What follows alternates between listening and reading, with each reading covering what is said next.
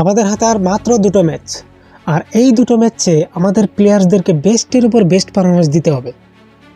কারণ আমরা রিসেন্ট যাওয়া ম্যাচ সাউথ আফ্রিকার লগে খারাপভাবে হেরে যাওয়ার পর আমাদের এনআরআর পয়েন্ট অত্যাধিক ডাউনে চলে গেছে, যেটা নিউট্রাল করতে হলে সামনে যে জিম্বাবুয়ের সাথে ম্যাচ আছে এই ম্যাচটাতে অত্যাধিক গুরুত্বপূর্ণভাবে খেলতে হবে।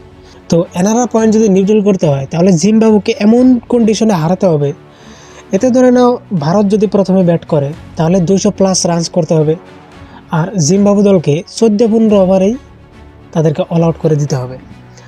আর যদি ভারত চেস করে তাহলে ধরো জিম্বাবু যদি 160 রানস করে সেটা ইন্ডিয়া 10-12 ওভারে চেস করে দিতে হবে। মানে নয়তো 30-50 রানের একটা বড় জয় তুলতে হবে, আর নয়তো 5 থেকে 8 ওভার হাতে রেখে চেস করে দিতে হবে। সো কন্ডিশনটা খুবই কমপ্লিকেটেড।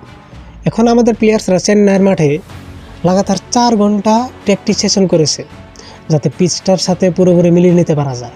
অন্যদিকে রিঙ্কু সিং তার বাবার অসুস্থতার কারণে সে বাড়ি গিয়েছিল, কিন্তু এই ইম্পর্টেন্ট ম্যাচ থাকার কারণে সে বাড়ি থেকে চলে আসছে এবং তিনি অ্যাভেলেবল থাকবেন বলে পুরোপুরি জানিয়ে দিয়েছে। সো খুবই ইম্পর্টেন্ট ম্যাচ, দেখা যাবে কি হয়।